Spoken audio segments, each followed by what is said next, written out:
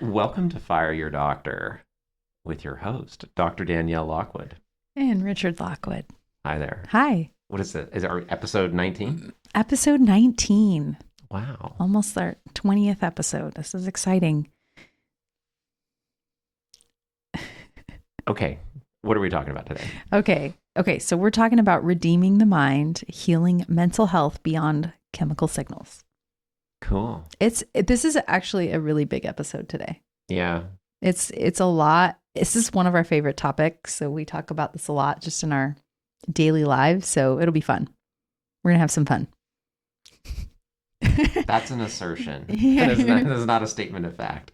But... I'm declaring it. Okay. Good. Okay, so let's first talk about how. Clipping. What do you want me to do? You're just really loud all of a sudden. Okay, let's talk about how God redeems the process of removing old idols. Okay, great. A lot of our audience might not be Christian, and even some of our Christians are more kind of just what I would call normie Christians that they don't really understand an idol. So help us out here. Yeah, an idol is something that so in the Old Testament, and this would actually be a shout out the Old to Testament of the Bible. To our people who follow the Torah. And in the Old Testament, one way that you would get the forgiveness of sins and be made right in the eyes of God was you would bring a sacrifice, usually some sort of animal sacrifice. It could have been a grain sacrifice, an oil sacrifice, something that really, you have to remember in the Old Testament, that had to do with, that was their money. That was their way that they earned a living.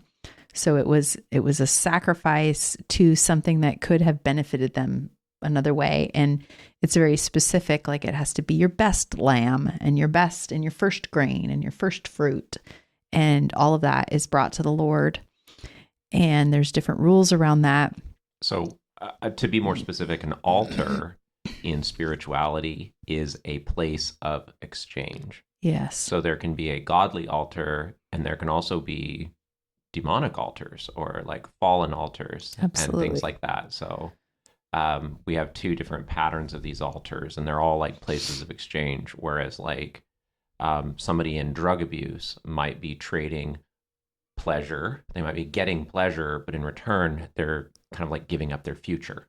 Yeah. Or their right? health or giving relationships. Up your health, relationships, money. Yep. Job opportunities, giving up their future. And so you start to see how, say, like, let's pick on drug abuse because it's an easy example, how somebody is like, they're hitting these heights of pleasure, maybe from street drugs, things like that, but it's kind of costing them everything. But in some way, like the pleasure or the relief of pain or whatever they're getting from it kind of makes it worth it, right? And so these altars could be like a physical almost thing like that, or an emotional thing like, say, drugs, but we would argue that there's a spiritual component to those altars, and we see this actually in the drug example, because most of the successful say sobriety programs involve replacing that altar. They wouldn't use that language, but replacing that drug or that alcohol or whatever that behavior is with something that is a higher power. So It's like, I'm tired of exchanging my physical health, my relationships, my money, and my future for alcohol. And so I am calling on God to make a different exchange, and I will kind of give up that alcohol or give up that substance in exchange for a better future. And so altars are behavioral, they're emotional, they're physical, but there's a spiritual element to an altar as well. So it's a place of exchange. I like that. I want to just shout to my Christians right now, sit with God, ask him what false altars you have put in your life. This is something that comes up when we're doing emotional work. It comes up every single time. It's been really revealed to me that these places where we get stuck, for example, we talked last time about how when we maybe had I'll just use something simple. Like I had a bad haircut when I was 6. And from that moment on, I wanted to hide and I didn't want people to see me as feminine or beautiful or any of those things because I didn't want the attention. That literally can sit in somebody's nervous system and it can dictate their entire future from that point on by the actions that they make and the choices that they make. So that place where, for example, you said the haircut and not living fully in the way that you've been called to live, that has become your altar. I will do anything to not feel XYZ. I will do anything not to feel the fear. Yeah. I will do anything to belong. There's one other kind of related thing with that is those altars that would actually relate to, in the case of, say, like the haircut or, you know, some other kind of traumatic event that led to you making a firm declaration. Mm-hmm. That would be an inner vow. So an inner vow would be a declaration made kind of at that altar, at that place of exchange. Like, nobody's ever going to make fun of me again, or I'll show them, or I'll pay you back, or just kind of whatever it is. Like, so these altars and these vows, so these inner vows can actually, you're right, absolutely change and basically dictate the entire flow of your whole life. Mm-hmm. Whereas like somebody's like started a company, went to college, pursued all of this kind of thing because, you know, they got made fun of in the 4th grade or something. Yeah, I have to say that that's actually part of my story. Is so much of my pushing myself had to do with trying to prove something to myself, right? And well, I even though I don't feel like the prettiest kid or the smartest kid in the class, I can work harder than everybody else. So it doesn't necessarily need to be a negative thing, as long as it's not then being used in exchange for the relationship that you have with God. Positive or perceived as positive altars can be the most difficult to deal with and root out. For example, you could even make an altar out of, and certainly nobody that we know, none of our patients, obviously, but hypothetically, somebody could even make an altar out of their children or their relationship with their children. Yes. Right. And that would seem like, yeah, you know, you could make a lot of positive life changes around like, hey, listen, I got to do this for my kids. However, if those children become an altar, you can end up basically worshiping something, you know, kind of inverting that and making your identity around your children, which puts your kids in that kind of position of almost becoming the proverbial like a sacred cow, which is long-term not going to serve them. So it's like maybe you quit drugs, or maybe you quit drinking, or maybe you finished your college degree because it's like, well, I got kids now, I got to do this. And to a point, sure, great, good for you. But if that kind of becomes one of those altars where you're now worshiping that, you're not long-term going to be serving, you know, the object of that very well. I would say in the mainstream world, they would call that codependency. Sure. Which, let's define that. It actually comes from the alcoholic movement, like the Alcoholics Anonymous movement, which is in this sobriety movement.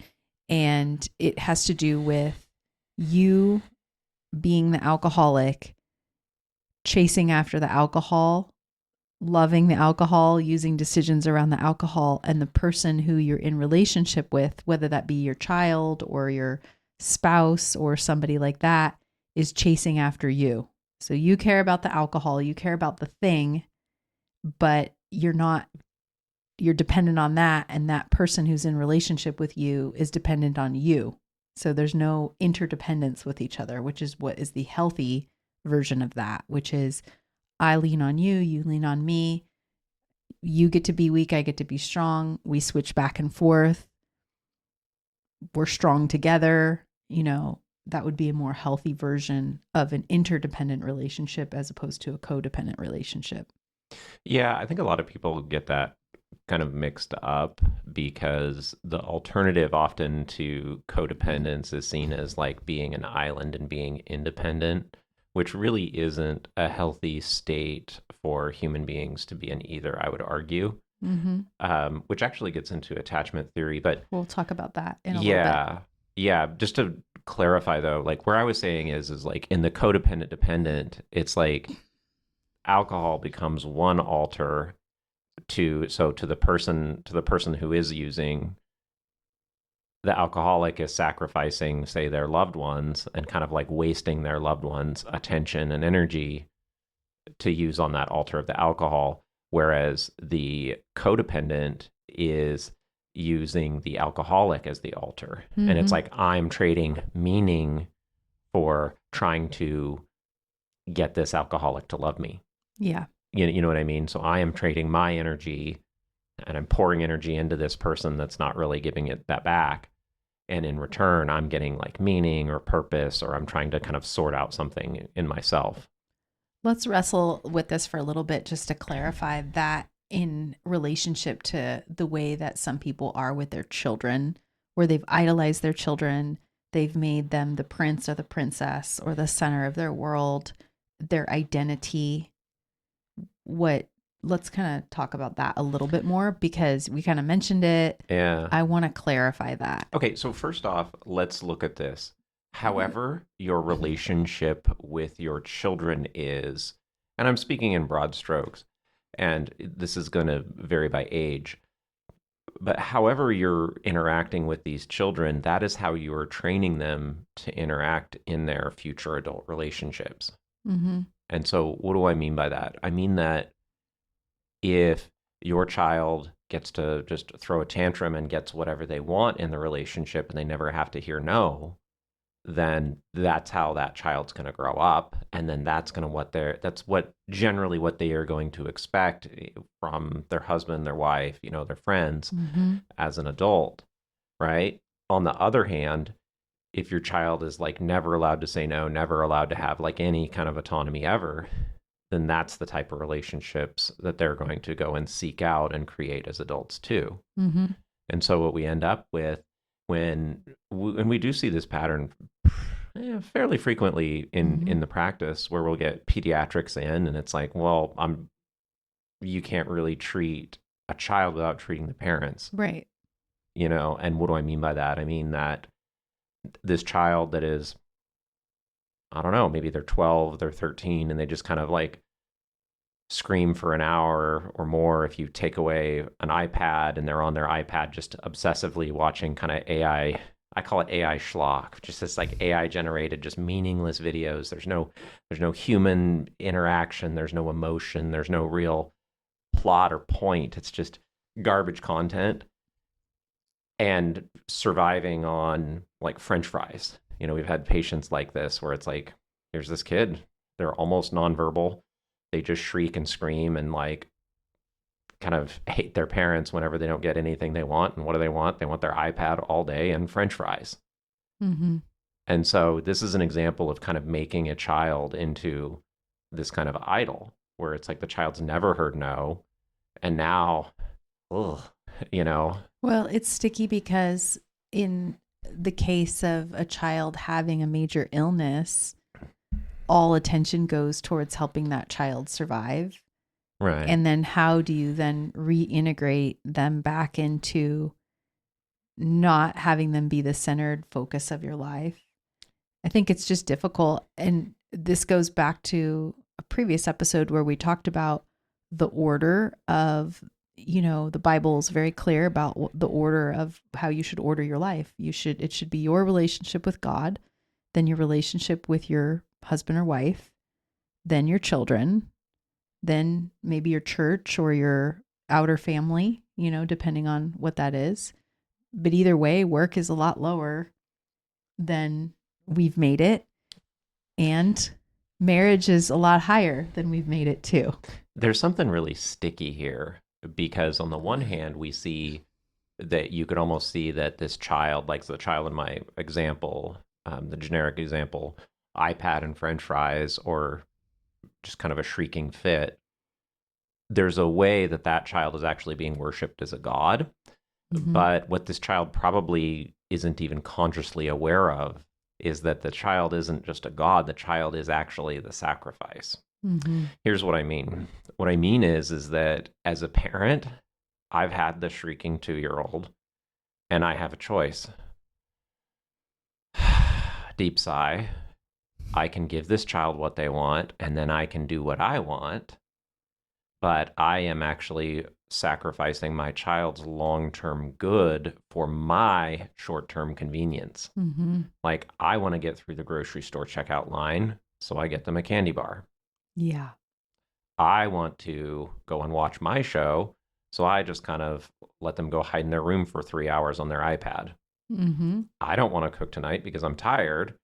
And so I sacrifice the kids eating their vegetables for me just kind of phoning it in and throwing French fries on a platter. Yeah. I mean, everywhere you look, the right decision is often the less convenient decision. Right. So in every aspect Yeah. of life, in nutrition, in exercise, in rearing children. Yep. So in these situations that we see these children being like worshipped in some ways, they're actually kind of being exploited in others. That's a really good nuance. We've had that discussion before, but that's really worth bringing up again. Yeah. Yeah. So as this child is spoiled in terms of maybe material, or in like, we're eating ice cream every day and I'm getting iPad whenever I want, but they're actually like deeply malnourished in terms of like personal boundaries and, you know, doing the real hard work of a parent. Yeah. Preach, So- Lockwood, preach. So on the one hand, yeah, we have this kind of golden child that's being worshipped, but on the other hand, that child's actually being exploited. We are talking to you real time. We have young children. When this is being recorded, we have a 11-year-old and a 6-year-old, and it is tough work sometimes. Yeah, and sometimes you realize like, oh, well, you know what? I got played last weekend, didn't I? Yeah. They told So mom that true. they hadn't got anything, and then they got a treat out of dad, and then they lied about this, and you realize that the gosh. clothes weren't actually folded. They were stuffed under the bed. Yep. And so there's, you know, Can There's- confirm. yeah, Can yeah, confirm. the struggle's real. So All right. let's go back. You got a quote. Yeah, no, I do have a quote. When we actually get to the point where we figure out where those altars or those inner vows or word curses or whatever we've said over ourselves, when we actually figure out where they are, we've been able to spiritually, sometimes in the physical body, some, you know, in the non-Christian space, it would be through, you know, counseling or trauma work or, you know, something like that. When we know God is on it, we're going to feel this peace followed by a little bit of joy sprinkled on the end that surpasses all understanding. And we've got a quote on page 228. Instead, and this is me talking in the book actually, instead I now rely on the Holy Spirit because the Lord has not given us a spirit of fear.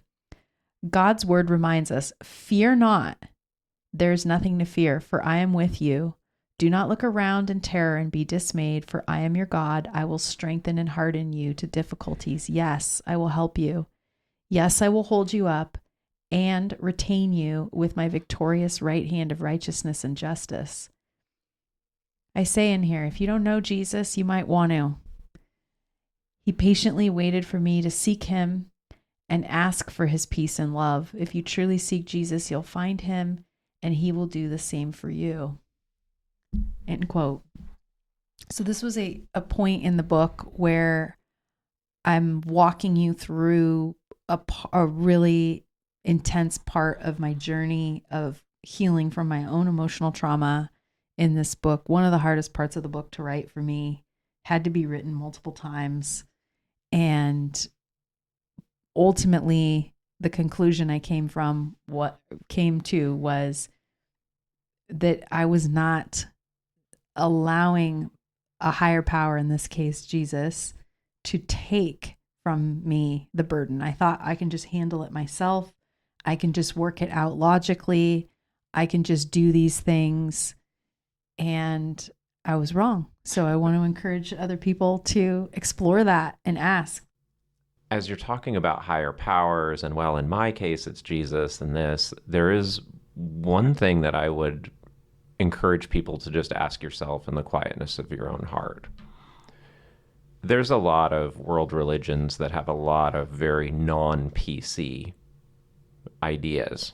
You know, we've got Hinduism and the caste system. We've got Islam and, you know, how women are treated in those cultures.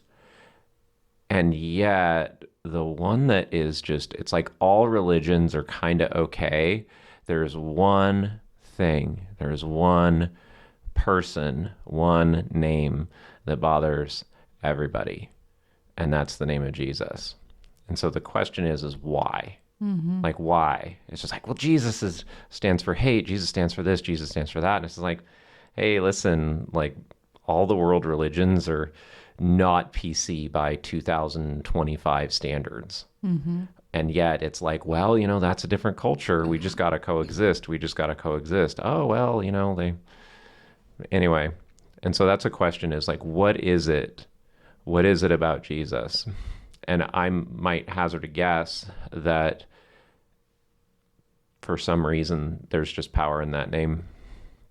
I mean, obviously I agree with that. And it was something that I fought for years. Oh, we all do. Yeah, we all have. Know? I fought for years. I was like, well, I'm okay with God, but is God really Jesus? I'm okay with all the world religions. It's like, it's okay to be, okay to be Hindu. It's okay to be Muslim. It's okay to be Jewish. It's okay to be this, that, the other thing. Well, maybe now it's, you know, a lot of people don't like some of those things, but you know what I mean?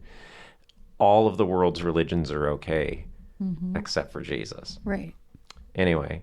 It's just something to contemplate on that. And weird. And then, and I'm only speaking for myself right now, but I've obviously experienced this with other patients, and we've had a lot of conversations about it, which is, you know, I said, you know, I've said a couple, you know. Okay. I think it's, hold on. I don't know. What? I lost my train of thought because I was too worried about the, you know. Yeah. We've considered starting a, you know, swear jar that if you say stuff like that are standard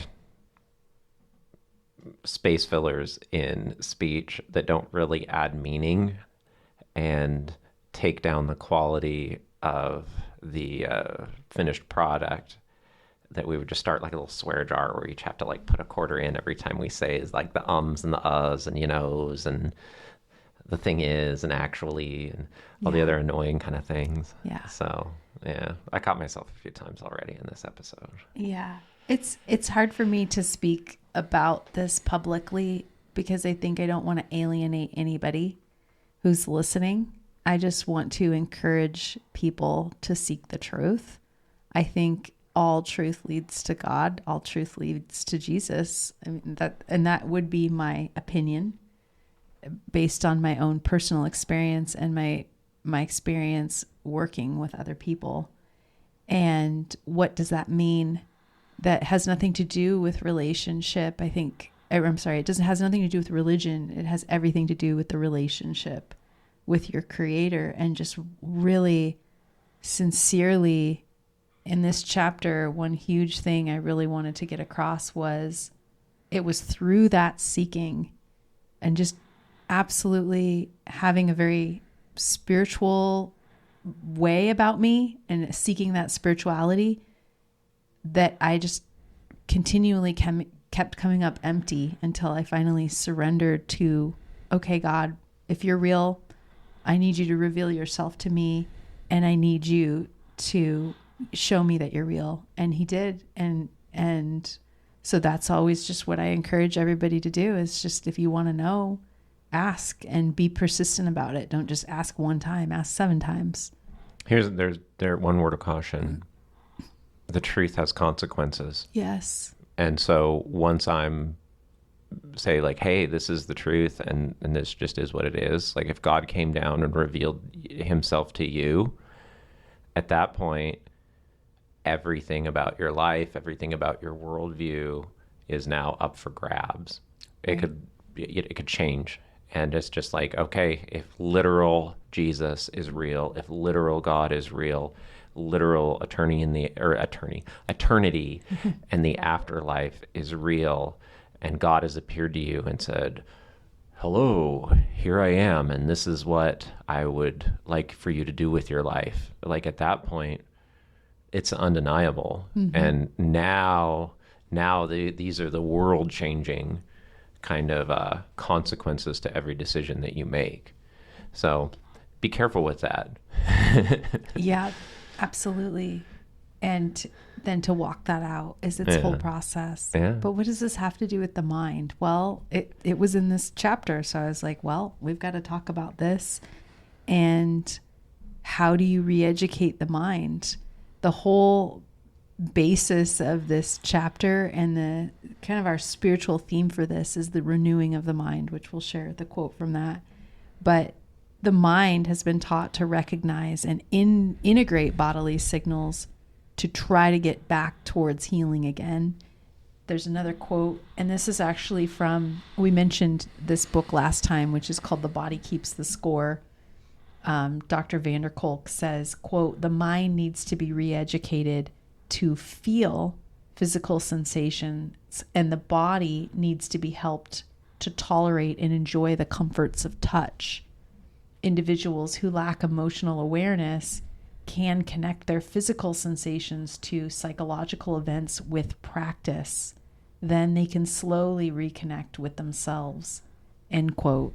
This is actually what we do in prayer. There's a prayer, Psalm 139, search me, O God, and know my heart. That's a dangerous prayer. Because if you're willing to sit in front of the Creator and ask that, He's going to bring some things up. But it is one that I'm willing to do on a regular basis because I do want to be searched. I do want to be cleansed. I'm not perfect. I make mistakes. Our God is loving, but He's also corrective, because that's what good parents do, bringing it full circle to disciplining our children and doing the hard thing, not the easy thing or the comfortable thing. Fundamentally, what you're doing in there is you're asking yourself as objectively as you can, where am I wrong? Where am I wrong in my life that I don't know?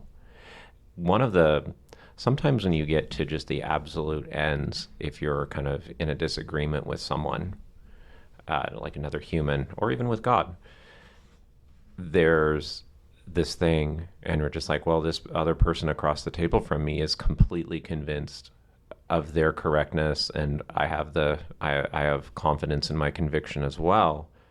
How do I sort this out? And actually, one of the interesting ways when I was like, how do I know? And finally, after being bothered about this for some time, I realized that there was a fundamental difference between myself and my adversary in this situation. And that is, I was willing to ask myself honestly and submit to that, like even that prayer to God, and just ask myself, ask God, was I wrong here? And my opponent or the person on the other side of this disagreement, as near as I could tell, I never saw anywhere where there was any of that kind of self-reflection, like, hey, did I get it wrong here? Mm-hmm. And I was like, there it is. And I prayed to God about it. I was just like, God, what if I'm wrong here? What if I'm this? What if I'm that? And it was just like, oh, I did it.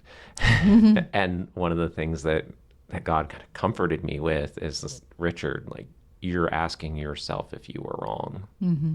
Is this other person even on that planet of, was I wrong here? Mm-hmm. Did I misunderstand this? And the answer was no. So I think that might comfort somebody. Yeah. Yeah. But that prayer that you mentioned, and which is actually also verses in the Bible, is just saying, search me. Like, where am I wrong? Where am I wrong that I don't know that I'm wrong? Right. And that is such a healthy thing to do as a human being. Yeah. And part of what we're doing within the practice through the neuroemotional technique is we're searching the nervous system, which is so interesting. It's like we're searching the place where your nervous system was like, no, I'm not moving on from here. I'm going to keep going back. I got an idea. This is fun. Let's approach this entire thing from, we've gone like really spiritual, really emotional, kind of esoteric, if you will, very mystical almost.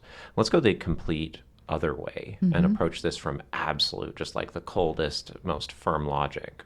And let's just say you are, your brain, your body, your entire life is a math equation. And your body, your life, your mind, your state of being, your state of health, physical, mental, emotional, everything is a math equation that balances out, right? If you are not getting the outcome that you want, how can you change? Where are you wrong? Like, where am I putting the wrong values into this equation that I'm getting this result? I like that. So, and actually, the really logical minds like Elon Musk is pretty far down the atheist rabbit hole. And he's even said stuff like that, where it's like, I know that I must be wrong about something if my rocket isn't landing. It exploded. My goal is to be less wrong. Most of the time. So I want to be just every day, if I can be a little bit less wrong. So maybe I'm 80% right in my life. Maybe you're doing great and you're 99% right. How do we get that to like 99.1% right? I want to say that, yes, like we, in our practice, we don't just see Christian patients. We see people of all walks of life. Well, the truth is the truth, and the truth works. The truth is the truth, and the truth works. I will say, and I've said this before, my Christian patients are more stubborn sometimes than my more spiritual patients, because they're open to, they just want the truth. They just want the truth. So when you speak truth into them, they're like, yes, that makes sense. That feels true. Like, it actually feels true in your body. I think there's a difference between knowing Jesus and the Christian kind of faith as it's practiced. So there is a delta there. The other thing is that fundamentally, I would say the most popular religion in our region is not actually Christianity, it's actually New Age. And New Age faith is very open. It's like, oh, well, yeah, let's try a little bit of Jesus. Let's try a little bit of Buddha. Christ light. Oh, the Christ light. Mohammed's kind of interesting. And there's a lot of dangers in that, which I don't have time to get into today. So I'm not advocating that worldview. However, one of the things that you will get is a lot of times New Age people are coming from a fundamentally mystical worldview. And so there's things in the spirit of true Christianity, as in truly following Jesus, that a New Age person would understand a lot easier than somebody that's in this very logical kind of Western church mindset of like, well, this is Christianity and that kind of stuff doesn't happen, and miracles. They could read all day about miracles in the Bible, but the idea of a miracle happening today is just, wow, that's fake. I know. You know, very interesting. And I did it again. You got another, put one in the little jar. No, it's but interesting. it's just kind of an interesting thing that you will see New Age people understand much more intuitively a lot of the deeper spiritual meanings within Christianity. I hear it. Let's go back to the logic for a second. Okay. The mind's negative bias. Our brains are actually wired to focus on threats and negativities. So here's the checklist. This is what it looks like in real life, and then we'll kind of wrap on them. Okay. Okay. Overthinking worst case scenarios, difficulty trusting others, hypervigilance to criticism, and avoidance of emotional intimacy. I'll give you an easy example for this. The reason that a human would be biased negatively is because, okay, suppose we're hunter-gatherers out in the woods. All of a sudden, we see a beehive. We have very sensitive noses because we're out in the woods all day. And obviously, we don't smell bad either. No, but we are looking at this beehive and I can smell the honey. This is going to be awesome. My wife turns to me and she says, the honey would be awesome, but that would be a meal for like one day. However, getting stung by 10,000 angry bees could kill you or leave you wounded for several days. So basically, we have a negativity bias because the possibility of a catastrophic negative failure that could end our lives or cripple us for lives or kind of cost us more than we could get out would outweigh a temporary gain. Yeah. And so there's viable reasons of survivability Right.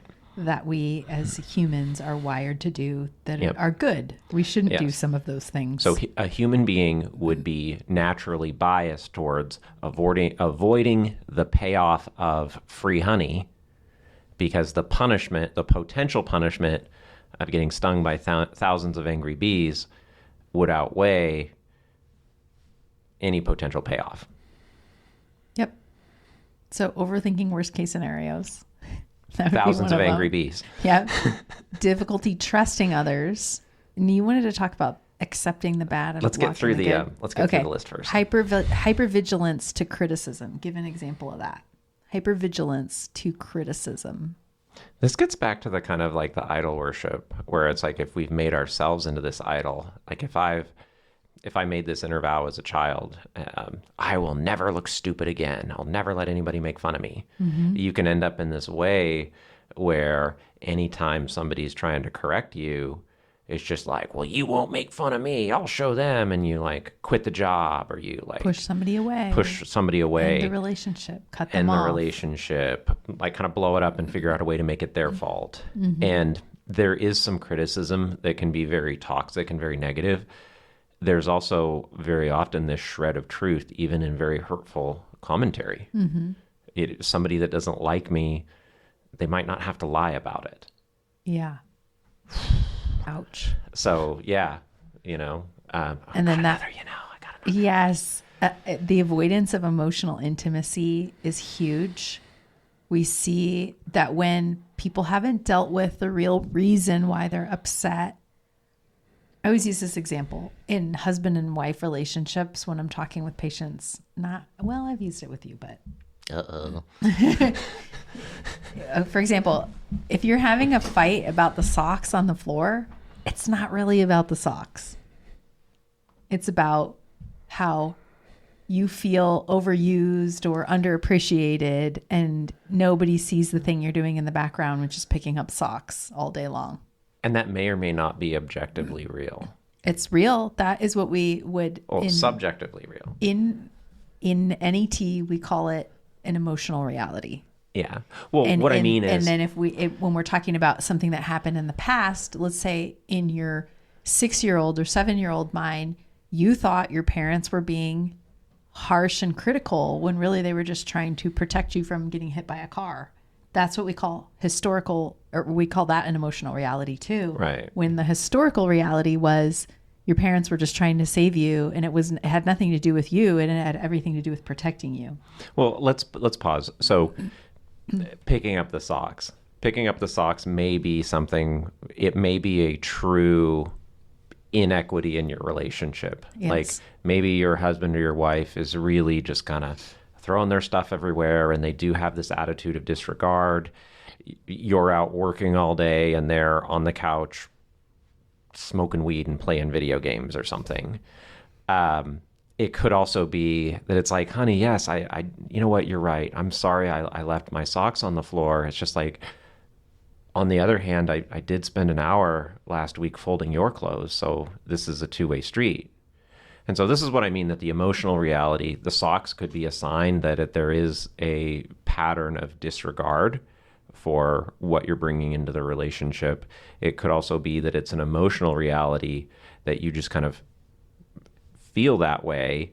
And maybe in this narrow example, it's like, maybe your husband or your wife should have picked up their socks, but in the grand scheme of things, you're still getting a pretty good deal.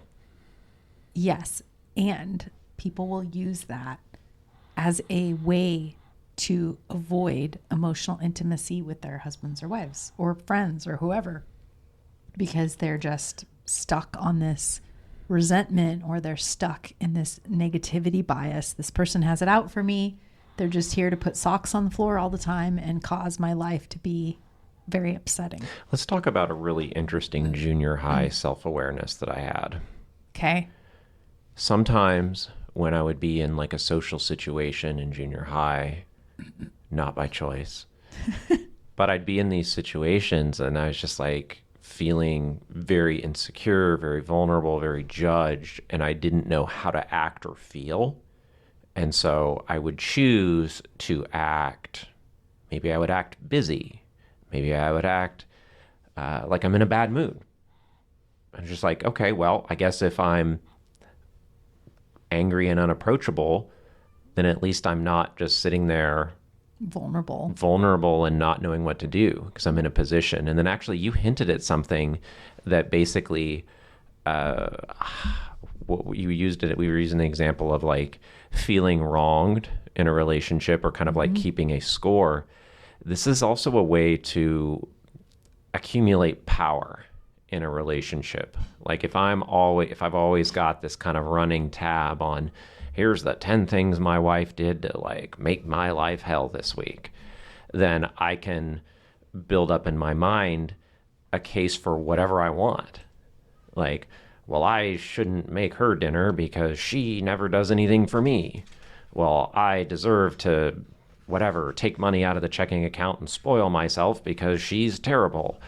And there can be this unconscious way that people are like, sock number 5096 on day 10,000 of living in the concentration camp that is being married to this foul beast of a husband, and you will see, got another,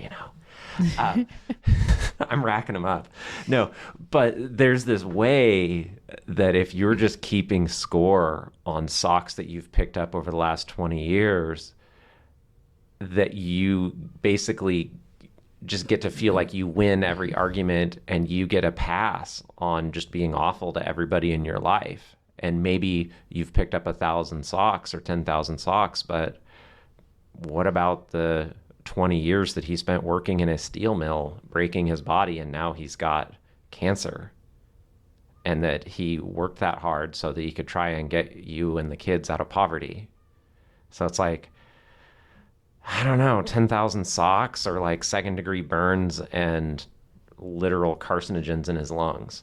Okay, that's extreme on both ends. I'm just making an example. No, but we see this play out. It's so extreme. We've seen this play out. I'm just drawing a picture. Yeah, very good. I've seen this play out. So we're going to go back to, and by the way, we talk about this in detail in the chapter that we're in. Yeah.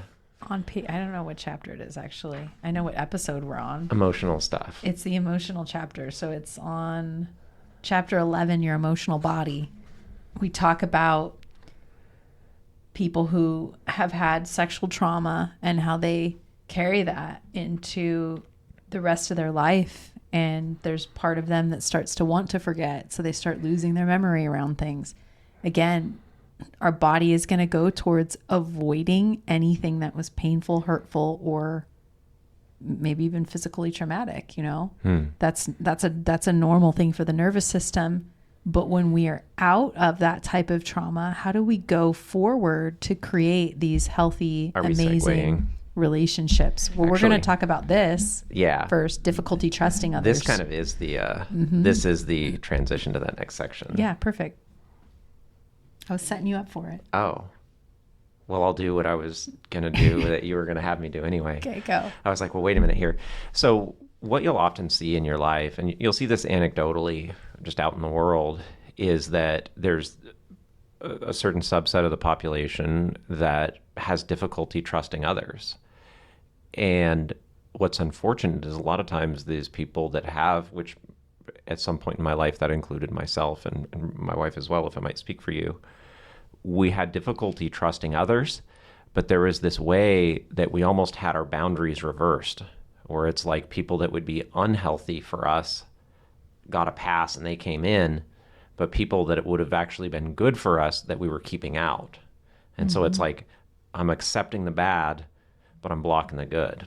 And you'll see this kind of play out, this pattern in like the Al-Anon, say children of alcoholics and things like that, children of divorced parents and things where we have these just boundaries where it's like we're militantly opposed to our perceived enemies.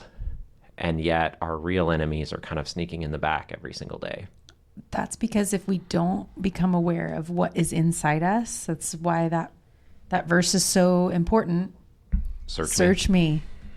We need to know what they are. Otherwise, we will keep repeating what is familiar to our nervous system, not necessarily what's good, but what's familiar to our nervous system. For example, in the case of an alcoholic, there's a high proportion of people who grew up in alcoholic families who then say, I'm never going to marry an alcoholic. They either become an alcoholic or they marry an alcoholic. Why is that? Because we do and we attract what is familiar to us. It's familiar to our nervous system. Yeah. Which would kind of go back a little bit to this concept of these altars, which are these places of emotional, and I would even argue spiritual exchange, where it's just like, I just kind of understand this altar. And the unknown is also very terrifying, and I don't even know how to conceive of that. So this was actually something that I learned about while I was in therapy after the divorce that I had, and it was very traumatic. And I went in there to my therapist, shout out to my therapist who I haven't talked to in a long time, but he told me, you have learned how to attract the thing that you want to solve. And we need to undo that into you. Because when I went to him, I was like, it's me. I am broken. I'm broken. I keep picking these people that are so terrible for me. Why do I keep doing that? Why? I consciously, I don't want that. I want to live supported and loved and honestly have the kind of marriage that I have now with Richard. But somehow I kept not finding those people, or my picker was broken, is what they would say. Accepting bad, blocking the good. So I went in there very desperate because I just thought, I'm willing to take responsibility for any part that I played in that relationship and how I am here. And I can't be here anymore, because I knew, and this was, the beginnings of God calling me back, because I remember praying about it.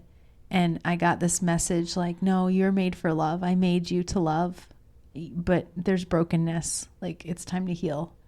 And we did that. Let's just clarify a couple things. Abuse is never your fault. Right. And there's things that we can do we can ask God to kind of fix our armor. And what I mean by fix our armor is that when we are getting abused, as an adult, as a child, it's not your fault. It never was your fault. And I'm sorry. Conversation for a different day. As an adult, though, we have the ability, by surrendering to God and saying, you know what, where am I doing this? And it's like, well, your armor's on backwards, right? You are defending where you need to be vulnerable, and you are being vulnerable where you need to defend.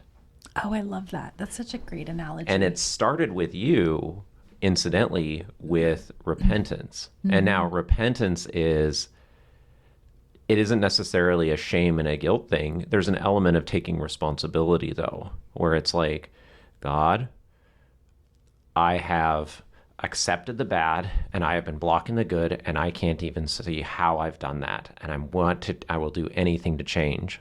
And God's like, anything? Yeah. And so it's like, okay, now we can get to work. And so now you would block out the bad, but accept the good. But the repentance, very clearly, we want to make it clear, is not just, I'm sorry, and then keep doing the same thing.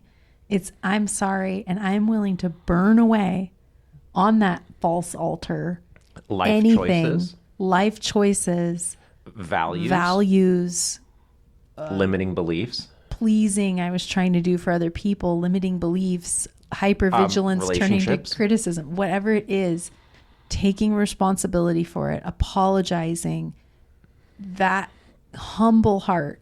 Yeah. And then turning away. Yeah. Repentance is the turning completely in the other direction and doing something different. As an adult, if I came to someone and was like, listen, my roommate is a polar bear, and this polar bear like ripped the door off the fridge, and it was trying to kill me the other day, And I can't even live this way. Like, you would tell me, beloved, why do you have a polar bear in your house? It's like, well, you know what? Like, it was so cute and it was tiny. And I just said yes. You know, who can say no? Who can say no? Who can say no? At some point, is a dumb analogy, but at some point, yes, it's polar bears are going to polar bear. You know, wolves are, I said another, you know, I'm getting them, all of them today. I know. I'm running away with the lead on that. No, polar bears are going to polar bear. Wolves are going to wolf. And abusive people are going to abuse people. And narcissists are going to narcissist. Narcs are going to narc. Mm-hmm. And so I can't change them. And I'm not making those decisions like my fault, like, oh, I deserve this. It's like, no, I have a boundary system that is keeping zookeepers out and letting in polar bears. Which actually that's perfect because it's going to go with this. Yeah. So we're going to talk about why proper boundaries are healthy relationships. Yep. So we're going to talk about what my therapist, Jeremy, told me to read. He told me to read a book called Attached, which we talk about in the book. I think we have a few copies of Attached at our house that are highlighted, dog-eared, very well loved.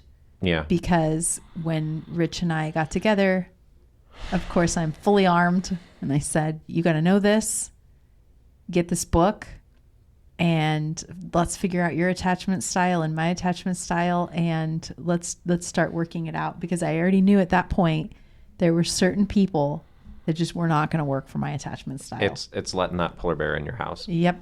I was like, I'm picking polar bears. I can't live with them anymore. They're cute and cuddly when they start. Yeah. But it's just going to destroy your house. Totally. 100%. Okay. So we'll go to a quote. Well, actually, we're going to go through the different attachment styles. Okay. So the book Attached, Amir Levine is the main author on that. There's Rachel Heller, I believe, is the second author. Secure attachment. These are secure attachments create a foundation of trust and emotional intimacy where partners can be close while maintaining their individual identities. By the way, attachment is formed by how we were raised and how we were programmed, how our nervous systems were laid down and how we relate to other people. That's what attachment styles are. Right. So this comes out of psychology, very well researched. And there's three main attachment styles. There's four. There's that. Okay. Then we've got anxious attachment. Those with an anxious attachment style are highly sensitive to rejection and often develop codependent patterns in relationships. They seek intense intimacy and constant reassurance from their partners. They are driven by a fear of abandonment and betrayal. And then we have a variant, which is the avoidant dismissive attachment.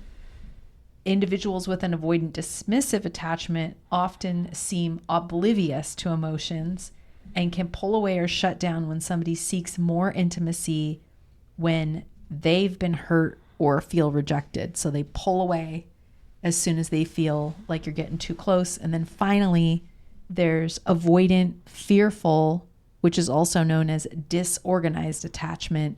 And this attachment style is characterized by mixed signals. One moment the individual pulls away, and the next they're desperate for reassurance. They embody a combination of the anxious and the avoidant traits and often express confusion about their feelings. They may say things like, well, I'm not sure how I feel about this person. So they're very non-committal. Thank you. And let's talk about this is that particularly for the avoidant, usually we just call it avoidant, anxious, secure. Mm-hmm. Sometimes here and there we'll call it secure or stable, just in our own kind of personal like parlance. Mm-hmm. There's also a lot of power dynamics because anyone that is in the anxious category is constantly giving away their power to the other person in that relationship. If the other person is also an anxious attachment style, then the two of them just have a whirlwind romance and get married, and they're just kind of stuck together like glue. So anxious, anxious can work. Anxious, secure can work. Secure, secure can work. Anxious, secure can work. Avoidant, secure can work. Avoidant, avoidant does not work. Anxious paired with avoidant it might work, but you're going to need a lot of work, therapy, and submission to God to try and make that work. However, as an anxious person, an anxious attachment style person, you are going to be like a moth to the flame, attracted to avoidance, because the avoidant is kind of hot and cold, and an avoidant, just being kind of normally just how they would be, just like, well, I don't know if I like you, or, oh, I'm really into this now, but maybe now I'm not, is going to ratchet up the anxiety and the anxiousness and even the desire of somebody who is an anxious. Let's give an example of each, and then we'll kind of move on to the next one. We might honestly have to make this a two-parter.